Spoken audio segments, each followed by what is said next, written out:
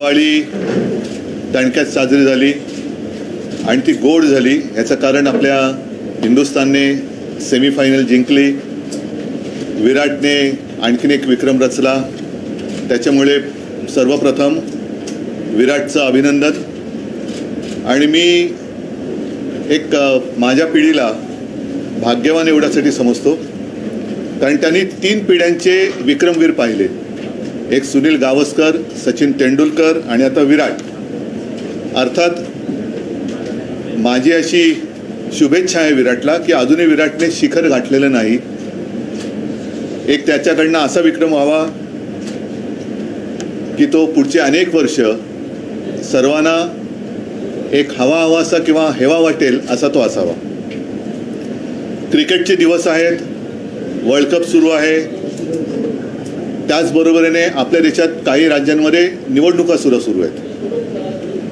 क्रिकेटमध्ये काही नियम असतात, तसेच निवडणुकीमध्ये सुद्धा आचारसंहिता असते.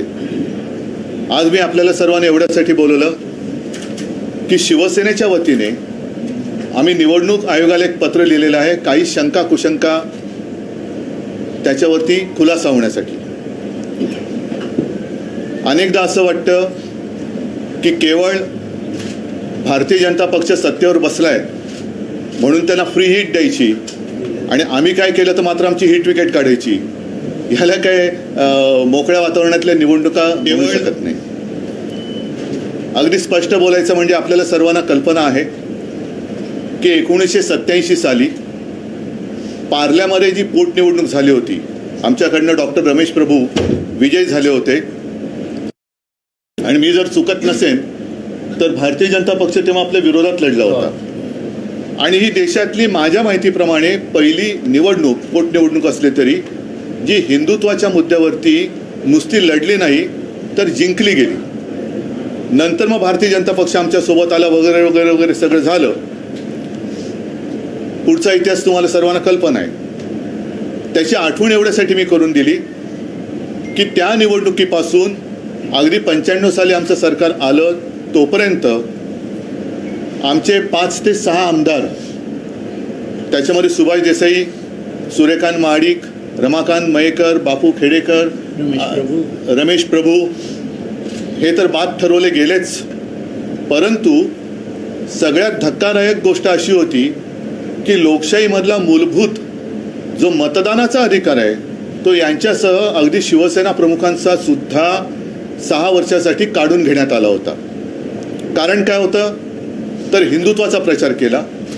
वातावरण तेव्हा देशात असं होतं की दुसरं कोणीही हिंदुत्वाबद्दल बोलायला कसरत नव्हतं, बोलू शकत नव्हतं. गर्व से कहो हम हिंदू है हा जो नारा तो विश्व हिंदू परिषदेने दिला असेल, पण जो बुलंद केला तो हिंदू हृदय सम्राट शिवसेना प्रमुखांनी केला. मंदिर वही बनाएंगेचे ते दिवस होते. निवडणुका अगदी तेव्हा जोरात लढल्या जात होत्या आणि केवळ हिंदुत्वाचा प्रचार केला, मंदिर वही बनाएंगेचा प्रचार केला. म्हणून या सर्वांवरती कारवाई केली गेली. हिंदू हृदय सम्राटांवरती सुद्धा, जे कधी आयुष्यात निवडणूक लढणारच नव्हते, त्यांना निवडणूक लढवण्यापासून लांब ठेवण्यात आलं. आणि परत एकदा सांगतो, मतदानाचा अधिकार काढण्यात आला होता. आज मात्र आम्हाला जरा असं वाटते की निवडणूक आयोगाने आचारसंहितेत किंवा निवडणुकीच्या नियमावलीत काही बदल केले असावेत अशी एक शक्यता वाटायला लागलेत.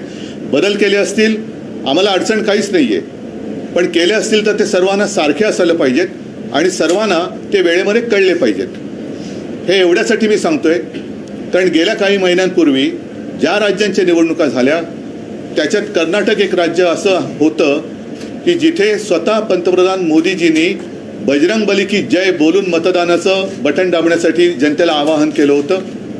काल परवाकडे अमित शहा म्हणजे देशाचे गृहमंत्री यांनी मध्य प्रदेशच्या निवडणुकीमध्ये जर तुम्ही भाजपला निवडून दिलं तर अयोध्येला जायला तुम्हाला खर्च येणार की नाही येणार? लोक म्हणाली येणार. मग ते बोले मैं कहता हूं नहीं आएगा. ज्याने जे आम्हाला मतं देतील त्यांना आम्ही रामलल्लाचं दर्शन फुकट देऊ असं त्यांनी जाहीर केलं. त्याच्यामध्ये 2 गोष्टी आहेत. एक तर पहिली मागणी आमची अशी आहे अमित शहाजींकडे की आपण देशाचे केंद्रीय मंत्री आहात, गृहमंत्री आहात, तुम्ही मध्य प्रदेशपुरती ही मागणी लावून न धरता देशातल्या कानाकोपऱ्यात जेवढे रामभक्त आहेत त्यांना त्यांच्या सोयीनुसार जेव्हा वाटेल त्यावेळेला मोफत अयोध्यावारी भाजपातर्फे करावी ही आमची आग्रही मागणी आहे. मग ते अगदी मणिपूरमधले लोक असू देत, अगदी कर्नाटकातले असतील, कन्याकुमारीचे असतील, कुठलेही असतील. नाहीतर ते काय करतील की येत्या 22 जानेवारीला मला असं वाटतं राम मंदिराचं उद्घाटन आहे आणि माझ्या माहितीप्रमाणे देशातनं एक 5-10 करोड लोक ते तिकडे आणणार आहेत, आणू शकतात, त्यांची ताकद आहे तेवढी. तर ते सांगतील की बघा त्यावेळेला सगळ्यांना फुकट आणलंच ना आम्ही. तसं नाही, रामलल्लाचं दर्शन राम भक्तांना जेव्हा वाटेल तेव्हा ते त्यांनी घडून दिलं पाहिजे. आणि ज्या अर्थी आमचे माननीय पंतप्रधान मतदान करताना बजरंगबली की जय बोलून मतदान ते वोटिंग मशीनचं बटन दाबा सांगतायत, तर मग हा नियम आता निवडणूक आयोगाने शिथिल केला असेल तर आम्ही देखील येत्या निवडणुकीत मी माझ्या जनतेला आवाहन करतो की जय भवानी जय शिवाजी म्हणून मतदान करा, हर हर महादेव म्हणून मतदान करा, जय श्रीराम म्हणून मतदान करा आणि राज्यकर्त्यांना सुबुद्धी मिळो म्हणून गणपती बाप्पा जय, गणपती बाप्पा मोरया म्हणून सुद्धा तुम्ही मतदान करा. तर याबाबत निवडणूक आयोगाने खुलासा करण्याची गरज आहे की हे बंधन जे पूर्वी होतं ज्याच्यावरनं हिंदू हृदय सम्राटांचा मतदानाचा अधिकार काढण्यात आला होता, मग तो योग्य होता, ती शिक्षा किंवा तुम्ही जे काही निर्णय घेतला तो योग्य होता की आता हे जे पंतप्रधान आणि गृहमंत्री करतात ते योग्य आहे, हे त्यांनी सांगणं मला असं वाटतं देशाच्या जनतेला आणि आम्हाला सुद्धा उत्सुकता आहे की आचारसंहितेत जर काय त्यांनी बदल केला असेल तर तो केव्हा केला, कधी केला आणि तो केवळ भाजपलाच सांगितला आणि आम्हाला सांगितला का नाही, ही सुद्धा आमची एक मला असं वाटतं रास्त मागणी आहे. तर त्याच्याबद्दल आम्ही एक पत्र निवडणूक आयोगाला आज सकाळी पाठवलेलं आहे. आपल्याकडे सुद्धा ते पत्र सर्वसामान्य मतदारांसाठी आणि देशातल्या जनतेला माहिती व्हावं की अरे माझा अधिकार हा काय आहे, मी या असं करू शकतो की नाही करू शकत. कारण पूर्वी या सगळ्या गोष्टी फार स्वतःहून निवडणूक आयोग दखल घेत होती. आता सुद्धा मला असं कळलं की राहुल गांधी, प्रियांका गांधींना निवडणूक आयोगाने स्वतःहून नोटिसा पाठवलेल्या आहेत. केजरीवाल त्यांना सुद्धा त्यांनी नोटीस पाठवलेली आहे. म्हणजे निवडणूक आयोग जागरूक आहे. मी निवडणूक आयोगाला काही टीका करण्यासाठी बोलवलेलं नाही, बोलत नाही आहे किंवा जे मोदी किंवा अमित शहाजींनी केले ते सुद्धा काही चुकीचं आहे असं माझं म्हणणं नाही आहे. पण जर केलं असाल तर आम्ही जे केलं होतं ते योग्य का अयोग्य होतं ते कळू द्या. आणि जर आता त्याच्यात ढिलाई आणली असेल तर आम्ही सुद्धा हा प्रचार करू शकतो की नाही हे त्यांनी आम्हाला सांगावं. हा आजचा एक मूळ मुद्दा आहे. त्या अनुषंगाने आपल्याला काही विचारायचं असेल तर विचारा. पण मला अपेक्षा आहे की निवडणूक प्रचार संपायच्या आत निवडणूक आयोगाने, केंद्रीय निवडणूक आयोगाने देशातील सर्व राजकीय पक्षांना आणि मतदारांना या निर्णयाबाबत सरकारी भाषेत अवगत करावे. सर, ये जानना चाहेंगे कि किस प्रकार आपने पत्र लिखा है, पत्र में किस चीज के बारे में जो है वो मुद्दा हाईलाइट किया है? और सर इंडियन टीम के बारे में भी बता दीजिए. नहीं, मेरी इंडियन टीम, अपनी इंडियन टीम ना, भारतीय टीम, ये हिंदुस्तान की टीम, पहले तय करो. नहीं, अपनी जो टीम है हिंदुस्तान की टीम है, मैं तो उनका अभिनंदन करता हूं और फाइनल के लिए शुभकामनाएं देता हूं. और मुझे पक्का विश्वास है कि हमारी टीम विश्व विजेती फिर से एक बार बनेगी. इसमें कोई दो राय मेरे तो मन में नहीं है, आशंका नहीं है. साथ ही साथ कल विराट ने जो एक विक्रम, नया विक्रम रचा, उसके लिए मैं विराट का अभिनंदन करता हूं. और मैं तो मानता हूं कि अभी तक विराट वो जो शिखर होता है वहाँ तक पहुँचा नहीं है, वो और आगे उसको जाना चाहिए और वो जरूर जाएगा, ऐसी मेरी शुभकामनाएं हैं. आज मैंने आप सारे लोगों को इसलिए बुलाए हैं, आप सभी लोगों को याद होगा वो एक ज़माना था 1947 नहीं 87, पूरे देश में एक उपचुनाव हुआ था पार्ला में. शिवसेना अकेली थी और खिलाफ सारे लोग थे, कांग्रेस भी थी और भारतीय जनता पार्टी भी थी. और वो पहला चुनाव शायद इस देश में सिर्फ लड़ा नहीं, जीता हुआ था हिंदुत्व के मुद्दे पर. उसके बाद कई बार हमने चुनाव लड़े, कई बार हम चुनाव जीते, लेकिन हमारे जो विधायक थे उसमें स्वयं सुभाष देसाई जी है, हमारे रमाकांत मयेकर जी थे, रमेश प्रभु जी थे, बापू खेड़ेकर, सूर्यकांत महाडिक जी थे और स्वयं बाला साहब जी, हिंदू हृदय सम्राट बाला साहब ठाकरे, उनका मतदान करने का अधिकार छीन लिया गया था. क्यों? क्योंकि उन्होंने हिंदुत्व का प्रचार किया था। गर्व से कौम हिंदू है नारा जरूर किसी और ने दिया होगा, लेकिन उसको बुलंद किया था हिंदू हृदय सम्राट बाला साहब ठाकरे जी ने। उस वक्त उन्होंने प्रचार किया हिंदुत्व का, मंदिर वही बनाएंगे, तो उस प्रचार को करप्ट प्रैक्टिस एक वर्ड इस्तेमाल किया गया था। करप्ट का मतलब क्या होता है आप सब लोग जानते हैं। करप्ट प्रैक्टिस कहकर सारे लोगों को सजा दी गई थी। तो अब मैं जानना चाहता हूं, पिछले कुछ महीनों में कर्नाटक में जो चुनाव हुआ था, तो हमारे प्रधानमंत्री जी वहां गए थे और उन्होंने स्वयं कहा था कि जब भी मतदाताओं को आह्वान किया था कि जब भी आप मतदान करोगे तो बजरंगबली की जय कहकर मतदान का वो जो बटन है वो दबाइए। कल परसों हमारे केंद्र के गृह मंत्री अमित शाह जी मध्य प्रदेश गए थे। उन्होंने सारे लोगों को कहा कि आप अयोध्या जाएंगे तो खर्चा आएगा कि नहीं आएगा, तो लोगों ने कहा आएगा। तो बोलते मैं कहता हूँ नहीं आएगा। अगर आप भाजपा को वोट करेंगे तो आप सभी लोगों को फ्री में हम रामलला का दर्शन करेंगे।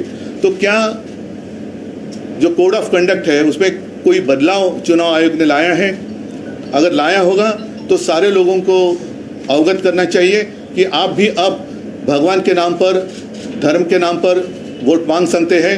हाँ, ये बात अलग है, शायद अमित शाह जी को अब पता चला होगा कि उनकी जीत अब सिर्फ राम भरोसे है, उनका कर्तृत्व कुछ दिखाई तो नहीं दे रहा है, तो राम भरोसे वो वोट मांग रहे तो वो बात अलग है।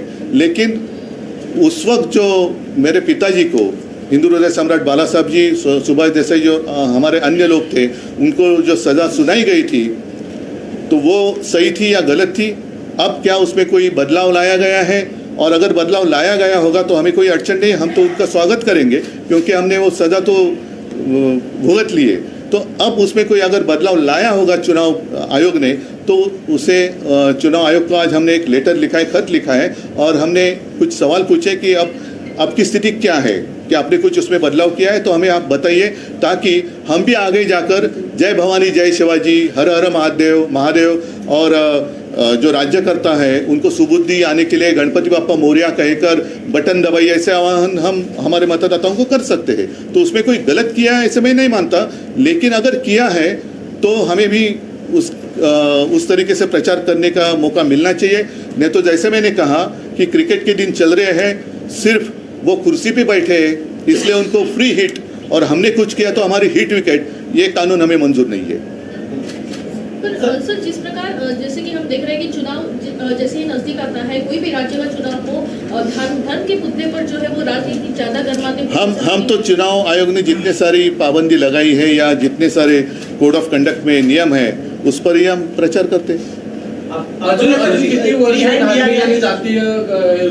नाही, मला तर त्याच्यात बोलायचं नाही आहे। पहिले या विषयावरती निवडणूक आयोगाने खुलासा करावा आणि जसं या सर्व लोकांचा एक लोकशाहीतला मूलभूत अधिकार, मतदानाचा अधिकार, जो कधी कोणी काढू शकत नाही, कारण तुमच्या मतदानावरतीच सरकार निवडून येतं। अशा वेळेला तुम्हाला मत देण्याचा अधिकारच काढून घेतला तर हा निवडणूक आयोगाचा गुन्हा आहे। तो आमच्यावरती लादून तुम्ही आम्हाला शिक्षा केली होती, तर ती शिक्षा योग्य होती की नव्हती, का आता होते ते योग्य आहे हे त्यांनी आम्हाला सांगावं। आपको लग रहा है चुनाव आयोग पार्शियलिटी कर रहा है बाकी दलों? मैं अभी नहीं कहता कुछ, चुनाव आयोग से उत्तर आने दो।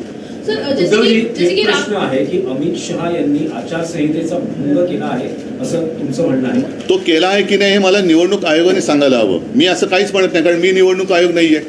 निवडणूक आयोगाने जर काही कायद्यात बदल केला असेल आणि जर का मला तो माहिती नसेल तर ते मी असं बोलणं योग्य नाही। त्याच्यामुळे निवडणूक आयोगाने जर पंतप्रधान आणि केंद्रीय गृहमंत्री असं बोलत असतील तर माझा असा समज आहे की निवडणूक आयोगाने त्याच्यात बदल केला असावा, पण तो असेल तर तो सर्व पक्षांना सांगण्यात आला पाहिजे। विपक्ष के नेताओं को नोटिस इशू किए जाते हैं चुनाव आयोग द्वारा, लेकिन सत्ता पक्ष के साथ ऐसा अब तक देखा नहीं। आपको लग रहा है कि ये दोहरा नहीं, मैं इसलिए आज कोई उनकी निंदा नहीं करता, वो तो मराठीत म्हणतात ना जागरूक है। जैसे उन्होंने केजरीवाल जी को एक नोटिस भेजी है, मैंने सुना प्रियंका गांधी जी को भेजी है, राहुल गांधी जी को भेजी है, तो अगर मतलब वो काम कर रहे हैं, ऐसे नहीं कि वो चुनाव आयोग काम नहीं कर रहा है, तो चुनाव आयोग तो काम कर रहा है। तो अभी इतने जागरूक चुनाव आयोग है तो उनको ये भी कहना चाहिए कि ये अनदेखी है कि ये सही है। मुफ्त ट्रेन का लालच दिया जा रहा है वोटर्स को, आपको लग रहा है कि मुफ्त में दर्शन कराएंगे? नहीं, अभी उनका कारोबार सिर्फ राम भरोसे चल रहा है। उनका भरोसा सिर्फ प्रभु राम पर है, दूसरा कुछ नहीं। वो बात अलग है, वो राजनीति में यहाँ नहीं लाना चाहता। सिर्फ और सिर्फ आज मैं इतना ही चाहता हूँ, इतना ही सीमित रखना चाहता हूँ कि चुनाव आयोग ने हम सारे लोगों को अवगत करना चाहिए कि ये जो हो रहा है या इसे ठीक है, इसको हमने इजाज़त दी है तो हम भी करेंगे। जैसे मैंने कहा, हम भी आह्वान करेंगे, जय भवानी जय शिवाजी करा, हर हर महादेव म्हणा, गणपती बाप्पा मोरया म्हणा प्रत्येकाने। आणि काही जण मग ते निवडणुकीच्या मतदानाच्या वेळेला पूर्ण हनुमान चालीस वगैरे बोलतील, तब तक कतार चलते रुकी रहेगी सब लोग। उद्धव जी, आपको लगता है कि जब चुनाव आता है तो बीजेपी की तरफ से नया धारणा सामने रखी जाती है? पहले 15 लाख रखा गया, अब एमपी में चुनाव है कि राम दर्शन आपको फ्री में किया जाएगा। मैं इस बारे में अभी कुछ नहीं कहना चाहता, लेकिन इसको इजाजत है या नहीं यही सिर्फ मैं आज चुनाव आयोग से समझना चाहता हूँ। उद्धवजी, तुम्ही राम मंदिराचा मुद्दा उपस्थित केला। अनेक निवडणुकांमध्ये राम मंदिर निर्माणाचा प्रश्न हा केंद्रस्थानी राहिला। शिवसेनेचं या मंदिर निर्माणात आंदोलनातही सहभाग होता आणि उभारणीतही। त्याच्याबद्दल धन्यवाद तुम्हाला। देणगी दिली आणि त्या आंदोलनामध्ये शिवसेनेमध्ये एकतर अनेकदा जाहीर झालेलं आहे। तर अशा वेळेस 22 तारखेला जे उद्घाटन होतं आहे, तुम्ही स्वतः या उद्घाटन बघा, कार्यक्रमात ऐका, उपस्थित राहणार? हे दूरची गोष्ट आहे। मला असं वाटतं की केवळ त्यांच्या सोयीने ते उद्घाटन करतात निवडणुकीच्या आधी, कारण अशी सुद्धा माहिती आहे की जसं म्हटलं की त्यावेळेला देशातल्या कानाकोपऱ्यातनं हे काही स्पेशल गाड्या, करोडो लोक तिकडे, म्हणजे देशाची लोकसंख्या 1.25 अब्ज असेल तर 1 कोटी 100 कोटी लोक तिकडे कदाचित जमू शकतील, कारण भाजप हा जगातला ताकदवान पक्ष आहे, त्यांना सहज शक्य आहे 100 कोटी लोकांची ते विशाल जनसभा घेऊ शकतात। त्या गर्दीत मी काय जाणार? त्याच्यामुळे मी 2 वेळा जेव्हा हा विषय थंड बस्त्यात होता त्यावेळेला मी तिथे गेलो होतो, त्याच्यानंतर मुख्यमंत्री झाल्यानंतर सुद्धा मी गेलो होतो, आणि ज्या ज्या वेळेला माझ्या मनात येईल त्या वेळेला मी अयोध्येला जरूर जाईन। मात्र आज पुन्हा एकदा सांगतो की अमित शहाजी जे म्हणालेले ते केवळ निवडणुकीपुरतं मर्यादित न राहता या देशातल्या ज्याला कोणाला ज्या वेळेला वाटेल तेव्हा त्याची मोफत अयोध्या वारी भाजपने करावी। ठीक आहे, कारवाई झालेली आहे। अद्वै हिरेंच्या सोबत पूर्ण पक्ष आहे, त्यांच्या पाठी आम्ही आहोत। आणि हा एक वेगळा विषय आहे, कारण हिरेंवरती कारवाई होते, पण ज्यांच्यावरती आम्ही आरोप केले त्यांच्यावरती कारवाई काय, त्यांच्यावरती त्याची चौकशी पण होत नाही। तर या सगळ्यांचे हिशोब हे सरकार आमचं आल्यानंतर आम्ही करणार। म्हणजे जसं ईसीआय बद्दल तुम्ही दुहेरी मापदंडाचा मुद्दा नाही, आता विषयांतर होऊ नये, विषयांतर करत नाही। मी एवढंच सांगतो, अद्वै हिरेंच्या सोबत संपूर्ण शिवसेना आहे, ती राहील। आणि सरकार बदलल्यानंतर आम्ही ज्यांच्यावरती आरोप केले त्यांची सुद्धा चौकशी आम्ही केल्याशिवाय राहणार नाही। सगळ्यांना धन्यवाद। जय हिंद, जय भारत। भारतीय क्रिकेट संघाला शुभेच्छा दिल्या आहेत, पण फायनलला अहमदाबाद स्टेडियमवर जाऊन